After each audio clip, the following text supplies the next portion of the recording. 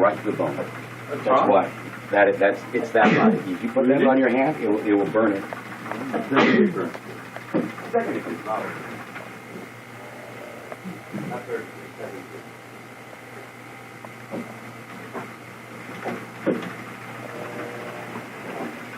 How are you? Doing fine, how are you? Yeah, good. What's up? You're recording today. Where are we recording? You are. The guitar? Yeah, your electric twanger. 1, 2, 1, 2, 3, 4.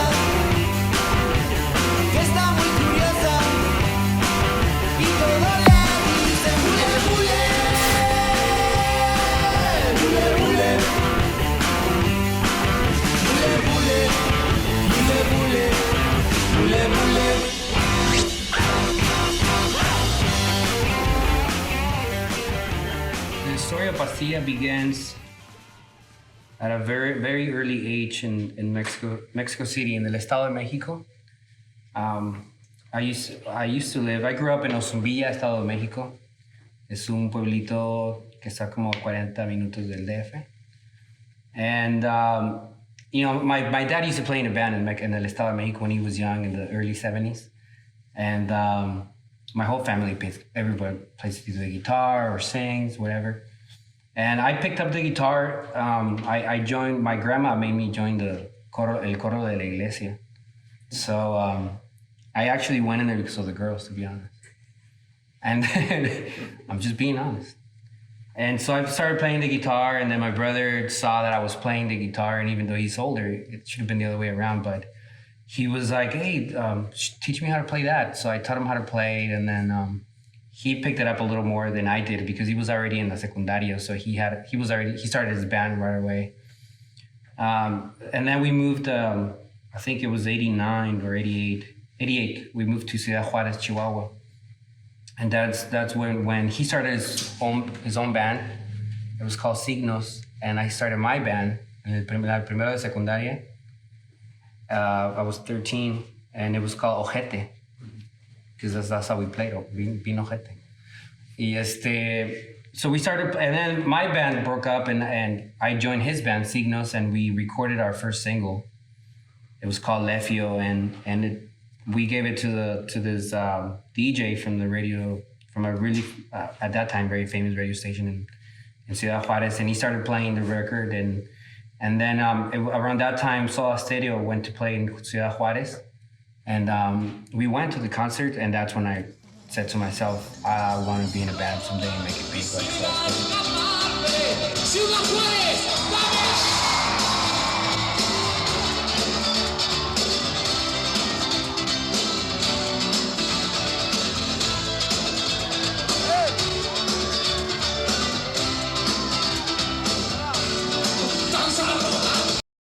We met Eric Rubalcaba in high school, my brother and I, and we started a band that was called Social Insecurity. And we did covers of Joy Division, The Cure, Material Issue, and bands like that. And then once we realized that there was a rock in Spanish scene, I was like, well, why don't we just do rock in Spanish? I did a rock en Español night in Pomona. I was the promoter. I wasn't even allowed to go into the bar because I was too young, but I was the promoter. And so we started doing Juana la Loca, and we did that night. The night was called Juana la Loca, and we didn't have a name for the band, so we just called the band Juana la Loca. And Emilio liked it, and then came up to me, and he really loved it. He was like, you know, you guys are really good, and I love the way you played the bass. You played the bass as if it was a guitar. And he loved it, and he liked the fact that we were very psychedelic. We became kind of like his, como que sus sobrinos, no? He really loved it, and he started pulling us to every show that there was back in the days. Maria Fatal was doing a show in Pomona like a couple of weeks later. And they invited us to the party. It was at a house. It was packed though. And the guys from Maria Fatal were there, Tucupaz, Los Olvidados estaban ahí, no, todos bien pedos. And we jammed. We were like kids compared to them, you know. And that's how we started playing. And then we did Juana Loca for a while, because we did a show with Sergio O at the Roxy. This was already early '92, and that's when we found out about Aztlán Records. And that was the day that I met Elena Rodriguez, and she told me about the record label, and they ended up signing us, and we got together with Ernesto Ramirez, and we recorded the Yellow record. We recorded the record in Silmar. Took about maybe a month to record it, another month to mix and get it ready. And then at the end of '92, early '93, I think that's when we went on tour for the first time. And by then I was already like 17, 18. We went on tour. We did Florida, Texas, and we did a couple of shows in Mexico City, but it was very small still, you know. We were young and we didn't really know what the hell we were doing. Yeah, we did a show with illegal entrants at the old Los Angeles jail. There's the same place where they used to have the Guateques. Los shows que hacían se llamaba el Club de Rock en Español de Ivonne y Alma. Y I remember that it was, that was when the scene started getting big, and then people started noticing, okay, there's a scene here, maybe we can start doing shows. So the illegal entrants actually helped a lot, because they had the cable show, and we would go there and play live, and right after that, it was when actually things just took off, you know. That was actually the last show we did before turning into Pastilla. We were called Excel Nova. We had to go from Juana la Loca to Excel Nova because of there was a Juana la Loca band in Argentina that actually later became really good friends with us. And it was almost the same style, which was kind of weird. But yeah, that was a really good show. I just don't remember kind of like how you say how people noticed that the band just kind of took off. I don't remember. I was having too much fun. We were so young and we were just not used to. We weren't looking out for stuff like that. Like, to us, it was just about getting together and play. Si existe un amor metal, sería duro como el acero.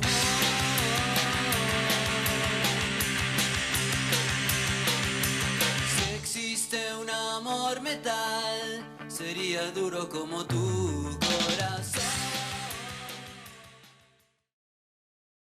Well, it changed the scene.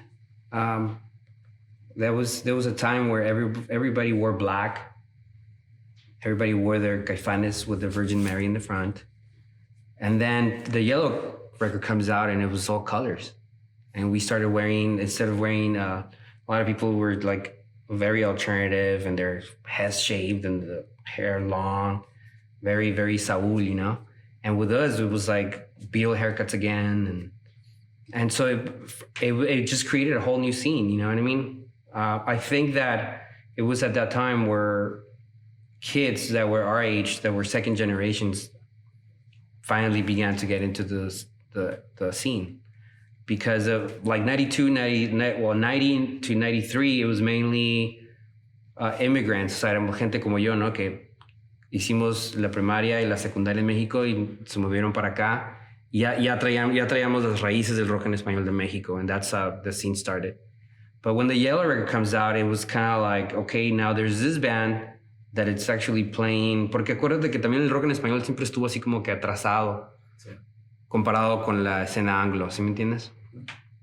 And it was like, to me, I mean, just this is my humble opinion, I think the Yellow record kind of brought the scene on, you know, como que nos puso al mismo tiempo con lo que estaba pasando en inglés, ¿sí me entiendes? Sí. And a lot of people were against it, but to us, we were just playing what we thought. We never thought of recording something to sell, you know? Our mentality back then and was kind of like, this is what we like, and if it works, it works, and if not, then who gives a fuck, you know? recording the yellow record was one of the most memorable times in my life. And I always go back and think how much fun it was back then to do it. I remember I regret not getting into the whole business part of it, because I just wanted to record. I was dying to go into the studio. You know, back then you didn't have Pro Tools at your house ready to record and burn a CD, you know. You actually had to go into a studio, and you would have to have a good budget to do so. When we finally got the budget from Mazatlan Records, Ernesto was friends with Gary. I can't remember his last name, but era un argentino que también tiene una banda aquí que se llama La Tele. And he was the engineer, and Ernesto Ramirez was the producer. We rented a studio. It was like a Christian music kind of. En un estudio, el dueño era un pastor de cristiano y tenía un estudio. Y era en Silmar. And it basically was just, it was mainly Ernesto and I in the studio. Eric went there and they recorded his drums. I think we rented a hotel really close to the studio in Silmar.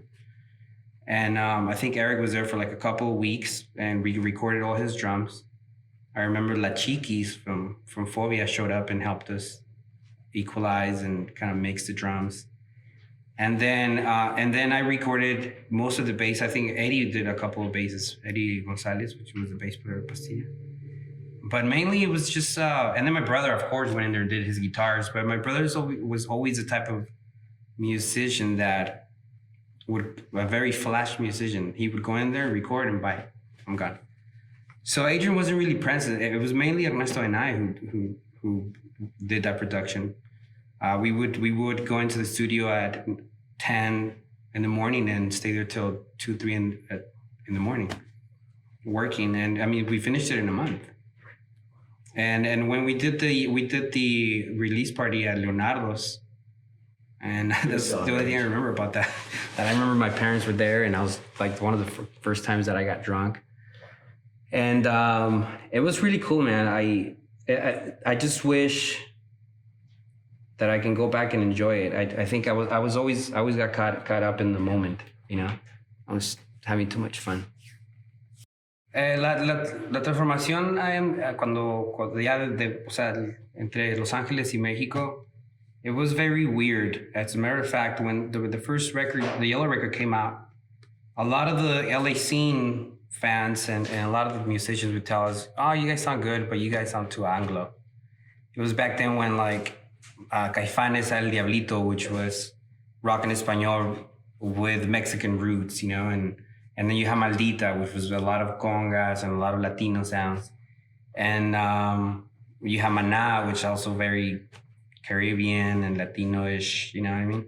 And then us, it was just straight out rock, you know? We didn't have any. People would tell us, you guys should put a little more congas and horns. And we're like, dude, like, we just want to do rock. We wanted to be, and at that time, we wanted to be a Mexican band doing American rock in LA. That was our idea, you know? And so when we went to Mexico, people liked it a lot because it was different from everything else, you know? And because we sounded more Anglo, we sounded more American, well, more British more than anything. They would compare us a lot to Oasis, which I didn't feel the connection. We were a little more like Rentals, Weezer, Pavement, the Pixies. And it wasn't until the Vox Selecta that we kind of got into like Oasis and Verve and stuff like that, you know what I mean? But it was really cool, actually. It was back in the days, there wasn't a lot of bands doing what we were doing. There was only like, I think, Jumbo and Zurdog that would get really close to us. And La Gusana Ciega, but La Gusana Ciega was a little more indie than us. I think we were more into the alternative. I don't know. It's so hard to kind of tell nowadays what's indie and alternative, and we were, you know, obviously very pop rock. Diego Herrera was an AR for BMG Records, and he heard the record, the Yellow record, and he liked it. How did he hear the Yellow record? I remember Emilio telling me that I think he was in Texas, and he went to one of the Rimo Latino or something like that, and he saw the record and he bought it, or he heard it there and he liked it, and he saw La Banda Elásticas information was in the record, so he either sent an email or called them, and he signed us, and so that's when we got together to record Vox Electra, which was the record we signed with BMG, and it was the first record that came out ya internacionalmente. El proyecto de Vox Electra was a new era of Pastilla. I think it was maybe 2 years after the Yellow record. So we started expanding not only our knowledge in music, but also our taste. Also, Adrian was a little more present in Vox Electra than in the Yellow record, and so that helped a lot. When we first found out that Diego wanted to produce it, we were big Caifanes fans. We were always Caifanes fans, all the way up to Diablito after that. So I was like really, really, really happy when I found out that he was going to produce it.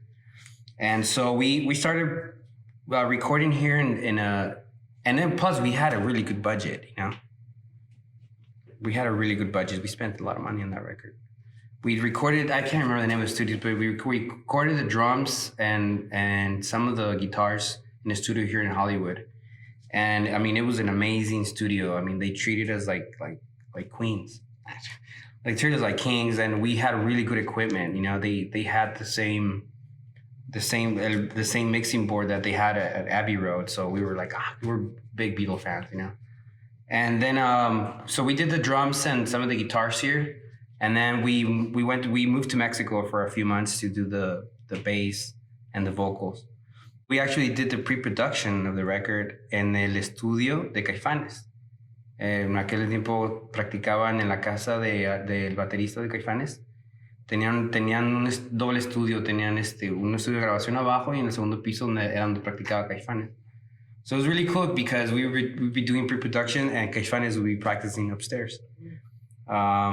And then that's when we met Sabo Romo, and he really liked the band, and we borrowed his bass guitars to record.